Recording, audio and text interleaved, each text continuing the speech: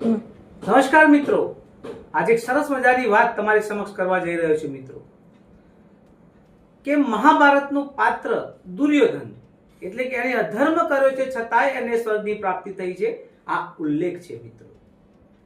કારણ કે એને મહાભારતની અંદર દ્રૌપદીનું પણ અપમાન કર્યું છે, પાંડવો સાથે એને અન્યાય કર્યો છે, અધર્મ કર્યો છે, છતાંય એને સ્વર્ગની પ્રાપ્તિ થાય છે। એવું કેમ મિત્રો?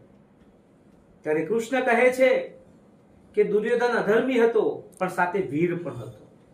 એને ક્યારે પણ પોતાની વીરતા એને ઓછી નથી કરી। મહાભારત યુદ્ધમાં ક્યારે એને પલાયન નથી કર્યું મિત્રો। એટલે એને અધર્મ કર્યો છે છતાંય એને સ્વર્ગની પ્રાપ્તિ થઈ છે મિત્રો। કુરુક્ષેત્રના મેદાનમાં આપણે જાણીએ છીએ કે કૌરવ અને પાંડવોનું ધમાસાનું યુદ્ધ થાય છે, પરંતુ ઘણા વીરગતિ પામે છે। તો જેટલા પણ વીરગતિ પામ્યા છે એ દરેકને સ્વર્ગની પ્રાપ્તિ થઈ છે। તો આપણે જાણીએ છીએ કે સનાતન ધર્મની અંદર એક કહેવત પણ છે કે જે વીર યોદ્ધા છે એ ક્યારે પલાયન નથી કરતો, પણ સામી છાતીએ લડે છે ત્યારે એને વીરગતિની પ્રાપ્તિ થાય છે।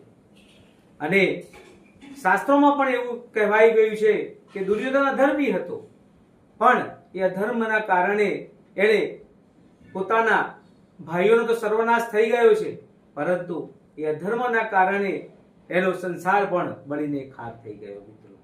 પરંતુ દુર્યોધન એકલો એવો હતો કે જેને વીરગતિ પ્રાપ્ત થાય છે। તો મિત્રો, આજનો મારો વિડીયો કેવો લાગ્યો?